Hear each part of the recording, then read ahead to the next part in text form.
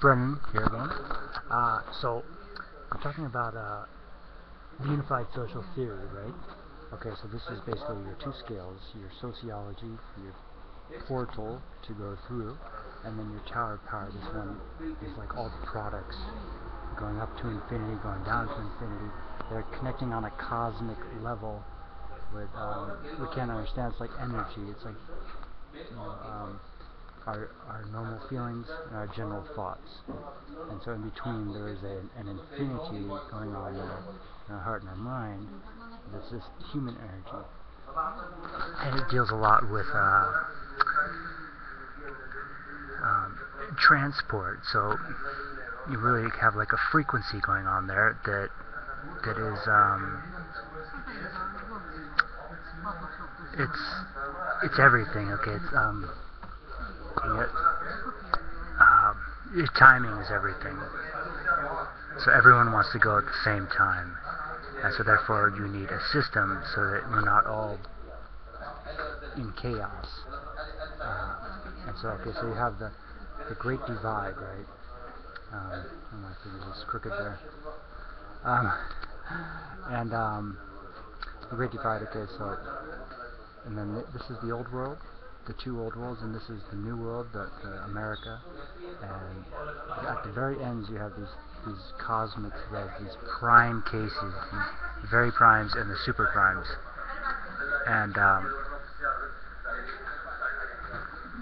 so if you draw these threads out like this, then you have this giant sort of illumination, a heart, if you will, but it's really like the heart's like lit up like E.T.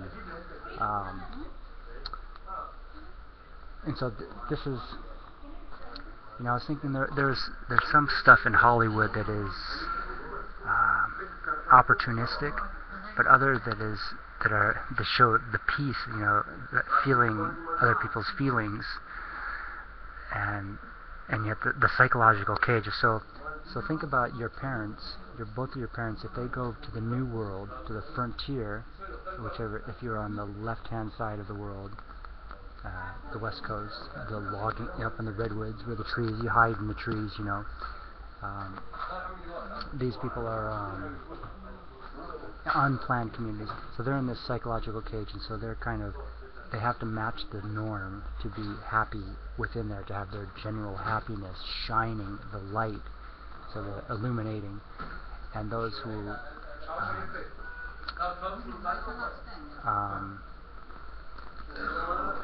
I'm worried I lost the key to my bike chain. It's right out there. I don't know what I just fell out. Okay, so the psychological cage, right? And so there are these heartstrings, basically. These are these strings, right, at the end of the world. People see that as this representation of what is possible, what is rational, really what is rational, because the possible is often held down in the old world. They're saying, you know, they're going, no, let's be rational here. It's not all thumbs. And the new world is pointing the way. So, and so they have to get back there. And so I kind of lost my thought there, but the vehicle of the future. It's like basically a train. It's, you know, you're connected. You're not driving. This is really important, because traffic is chaotic. Everyone's looking for some rationale, some stimulation, and we're not really. It's not that clear, you know. I mean, and so the stimulation could go, you know, the machine, the automobile, the vehicle, the war machine. You know, what are you delivering? Are you delivering justice and peace, or is there confusion? You know, is there denial? The sweet conspiracy is this person who's stuck in this normative psychological cage, and they need to get out, or otherwise the heartstrings are going to be in this vulnerable position, and people are going to be playing some evil notes, basically. Okay, so and you know, we've all heard it. You turn on the radio and you try to hear good stuff, but if there's chaos, there's, you know, you're expecting the artists to create or the poet to create the, you know, if it's gone, what I'm going to do, panic. My bicycle, I'm talking about my bicycle, I'm looking out the window. Okay, so, yeah, so these heartstrings, they have to be directed so that they're lifting them, so you're identifying these prime cases, and you're, first, one person is identifying them, and the other person is simply lifting them. And so this is very, this can really mess with your mind, because you start thinking, oh, why don't you lift me out, you know, and narcissism takes over, because connecting our thoughts and our feelings is this chaos machine. So anyways, let me talk about the vehicle of the future, because the chaos theory always gets a little, the vehicle of the future is a eureka invention. So it's like once you've identified it, quantified its dimensions, you know, and then the autopilot is something different. So you simply, it's a train, okay? So you have your own car,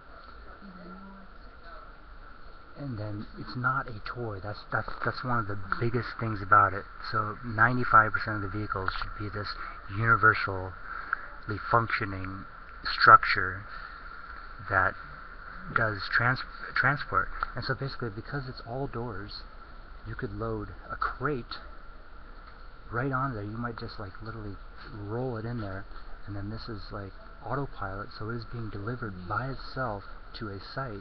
And so it is part of the convoy. It's in part of the convoy, so that, God forbid, there is an accident, it's not going to, you know,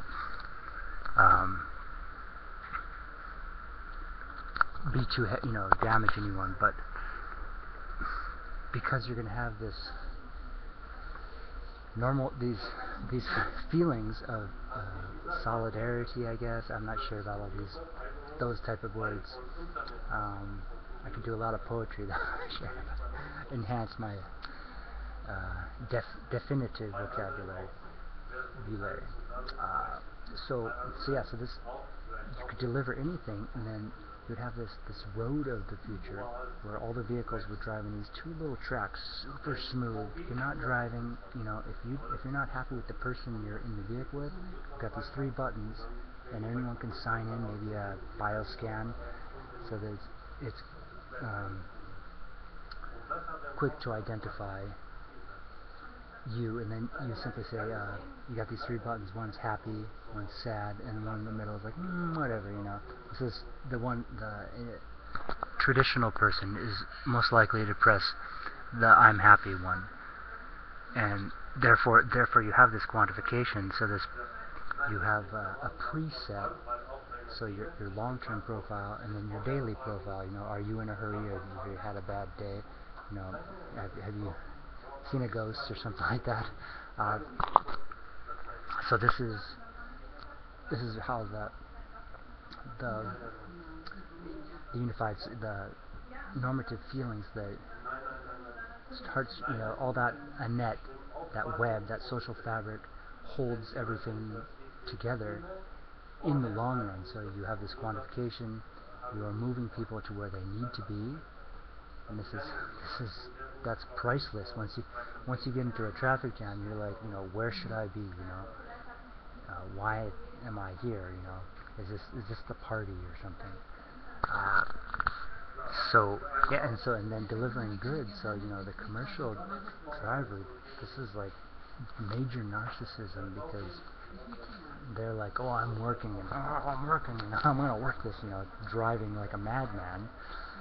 Everyone's gassing it, and then there's a red light, and like, oh boy, you race to the red light. That's, you know, narcissism and drugs. Too much, you know, not enough happiness. So it's this big picture, and like the very prime case, the super prime case, is psychologically, you cannot help them through therapy. It's purely geography. So it's purely drawing those threads, drawing those heartstrings to where they're going to control our general thoughts, so that we can have the good stuff and rationalize the good stuff and not pretend like it doesn't exist until we just rationalize the bad stuff. So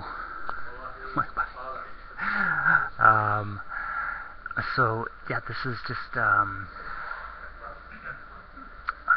it's a catch-22. It's like this impossible. You know, if you could go,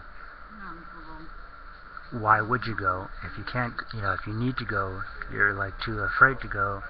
And so it's finding these primes and connecting them to their, you know, just at that right time. Yeah, so I can't think here. Everyone talks at once when the planets are aligned, and then blah blah blah blah, you know. And all you can do is laugh, because what are you gonna do? I mean, so, and it's hot in here. Yeah, it's the computer lab, red face. I don't know.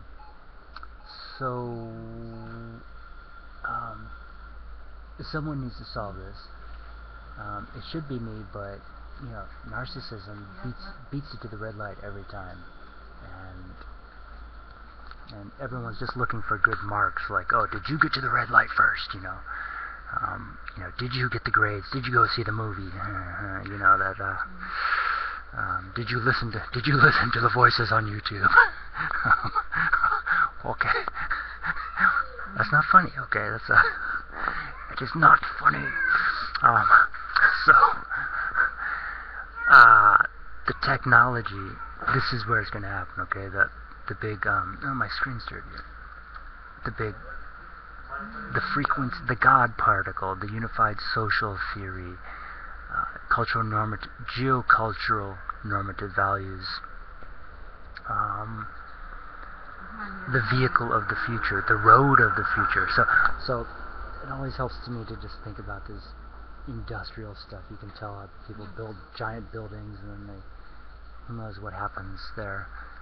Maybe the right people show up, maybe not. You know, maybe tourism gets confused with different histories. You know, we just see a face, we do not see history. And the New World has an extreme history, the manifest destiny. So the road of the future, this is just this dream come true, okay? The eureka moment, so you quantify the box, and then you have the most simplest,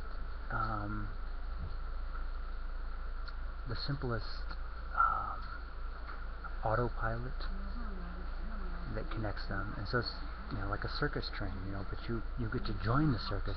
You're literally there in a heartbeat, and you don't have to think about it. It's not like you have to chase a train down or something like that. No, it all goes together on this perfect, you know, aerodynamic train of thought, this giant thread, this social fabric that is just random enough. You know, I mentioned the randomness. For a lot of people do think about security. Others are like, what, you're trying to get all secure on me? So the road of the future is just imagine that you could pave the road, and then it would almost never be driven on, so it'd be good for bicycles, pedestrians, kids. And you just have these two little tracks. You'd hear a bell, and then everyone would stop, the animals would hear the bell, everyone would learn this rather quickly, that then a convoy is coming through. And it could be a very short convoy, costing much more if you live in the boonies, you know. And then you have compressed air, so each car has a little tank, and when they're going to depart, they get a little bit of compressed air, enough to get them a few miles to their final destination in time, you know, or up a hill, you know, and they can coast down the hill. So you have this minimum. You'd have the ability to drive, but it would not be part of the plan. It's not a toy. So literally, you know, kids in the childish mentality thinking, oh, I'm just going to drive, it's going to be fun, I'm going to be, you know, king of the world, I'm going to show them, you know, with my car. No, you do that on foot, maybe a bicycle, maybe a horse, anything that does not use energy. So you're using your your spirit, that energy in between your thoughts and your heart. So you're getting your heart pumping as you're not just like pressing the gas pedal with the big nut in your head, the shell game, those 3 buttons. So you're going to simply say, this is where I want the nut to be, right? Or, I'm happy, or I'm not happy, or I'm right in the middle, this is where we should be. So I want to compose this stuff, and I want to build the prototypes, speak the language, and